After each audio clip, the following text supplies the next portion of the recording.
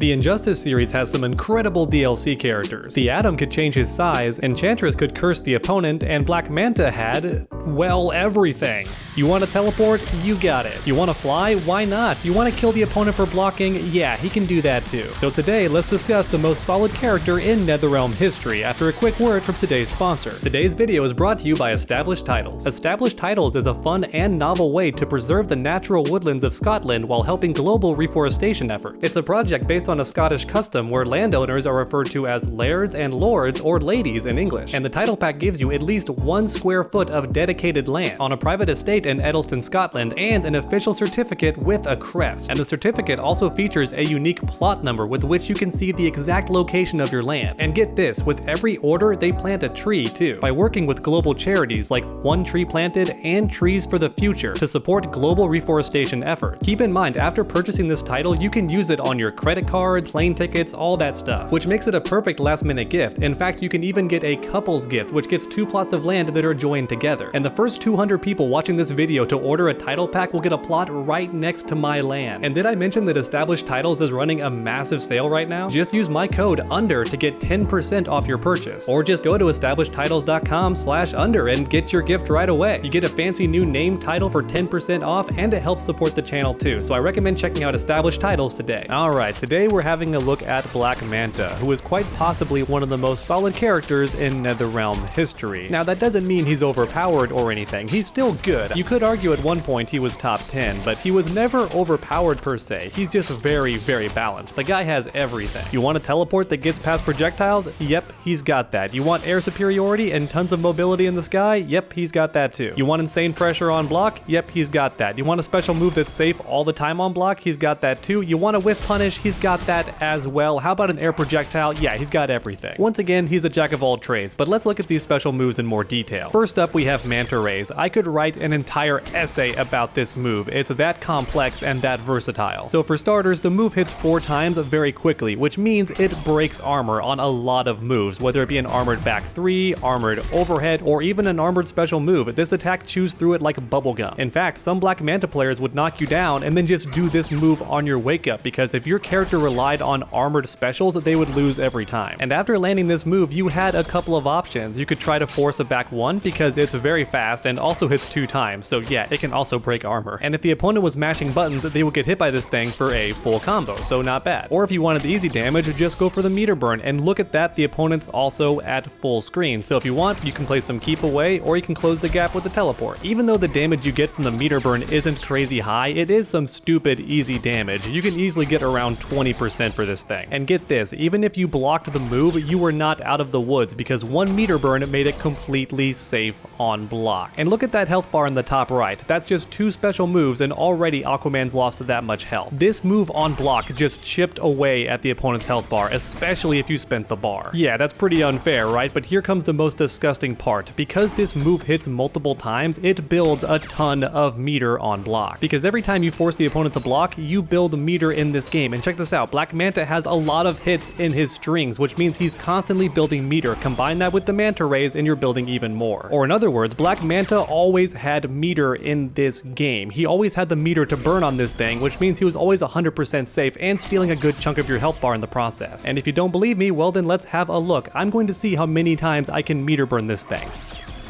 1, 2, 3. We already built the bar. 4, 5. Built 2 bars. Oh, that should have been 6. And then 1 more time.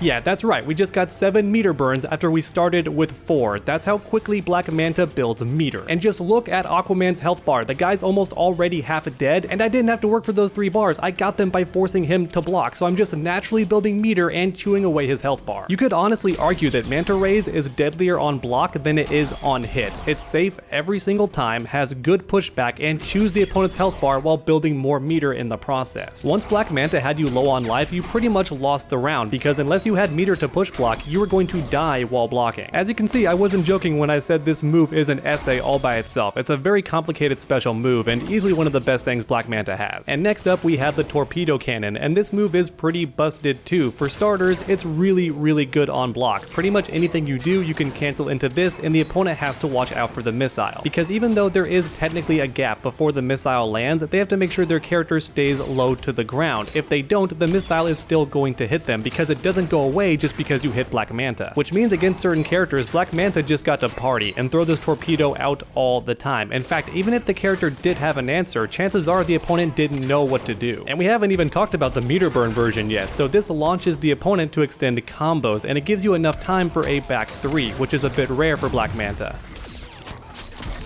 And as you can see, we're getting around 340, which is good. It's not fantastic, but it's good damage. All it takes is 3 combos and you've lost the round, which is why these missiles were so darn scary, and half the time you didn't even want to challenge them because who wants to lose that much life? Oh, and did I mention the meter burn missiles are better on block too? So not only can they start combos, but they also do more chip damage and they're neutral on block, so that's really good. And then for the cherry on top, the second missile also tracks the opponent's location. By default, Torpedo Cannon doesn't go very far, and it kind of reinforces the idea that Black Manta wants to be close. However, if you spin the meter, guess what? It goes full screen. Oh, and that's also true for Manta Ray. I don't think I covered that. This thing goes full screen when you spin the bar. Yeah, it's suddenly a full screen projectile. So even though Black Manta does prefer to be close, trust me, he has plenty of tools to use from far away. In summary, Torpedo Cannon is also pretty godlike. Just be careful to watch out if your opponent has super, because they can just pop it and then blow through your move completely. And real quickly, let's talk about the teleport, because who doesn't love a teleport? As you can see, this teleport is pretty fast. It's not immediate, so you can react to it. However, it is fast enough to punish a lot of projectiles in the game. And then if you want to spin the meter, you get a full combo. And best of all, you can wait to see if it hits, that way you don't waste any meter. And the damage you got off this teleport wasn't anything crazy, but it wasn't bad either.